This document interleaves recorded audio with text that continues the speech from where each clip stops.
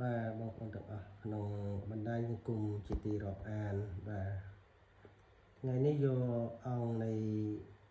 នាងពួនផ្នែកកាច់3អង្គយកមកថតបង្ហាញក្នុងបណ្ដាញសង្គម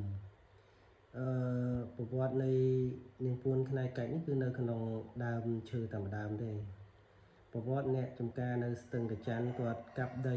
ធ្វើចំការដីប្រហែលជាជាង10ហត្ថបងប្អូន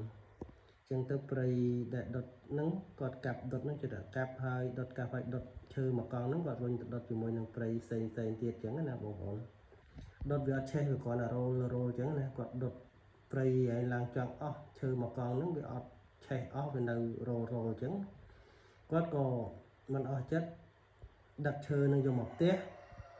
ហើយគាត់ពុះទៅឃើញខ្នាយកាច់មក3អង្គនៅក្នុងដើមឈើបាទនេះហើយប្រភេទនៃខ្នាយកាច់នេះគឺវាទៅជានឹងពួនខ្នាយកាច់ដោយសារវាបុកចូលក្នុងដើមឈើហើយដើមឈើវាអត់ឆេះចឹងពុះទៅឃើញនឹងពួនខ្នាយកាច់ចឹងខ្នាយនេះវាកាច់មុនក្រោយគ្នាចឹងទៅហើយមួយអង្គនេះកាច់មុនពណ៌ឡើងទុំខ្នាយមួយអង្គនេះគឺតាន់បាទជាប្រភេទខ្នាយតាន់បាទចឹងបើទោះតែមិនកាច់ក៏ខ្នាយនេះតាន់ពីចុងដល់គល់ដែរបាទកាច់មុនគេប្រវត្តិថ្ងៃក្រោយមកម្ចាស់ចំការគាត់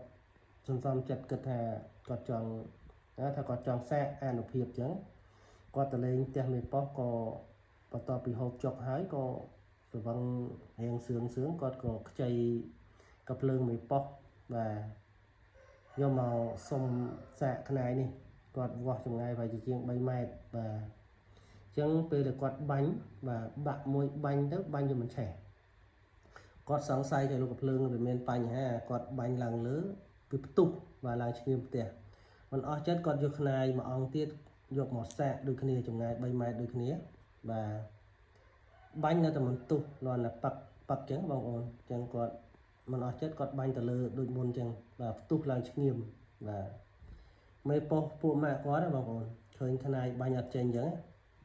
លុតជង្គង់សុំពួកម៉ាក់បាទអត់ខ្មាស់អត់អៀនទេសុំពួកម៉ាក់សុំខ្នាយឯងមួយមកទុកការពារខ្លួនហើយគាត់និយាយថាអីអត់ចែកទេខ្នាយនេះអញយកបានពីក្នុងដើមឈើណា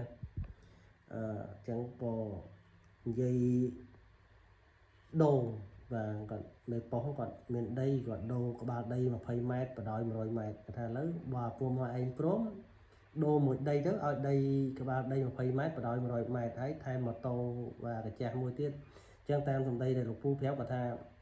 តម្លៃសរុបបែរជា$10000